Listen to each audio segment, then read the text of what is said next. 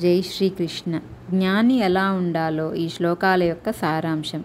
3వ అధ్యాయం కర్మయోగంలోని 25వ శ్లోకము.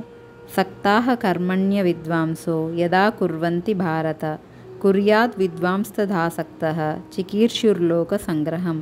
భావం: ఓ అర్జున, అజ్ఞానులు తమ కోరికల పట్ల ఆసక్తితో పనిచేస్తారు.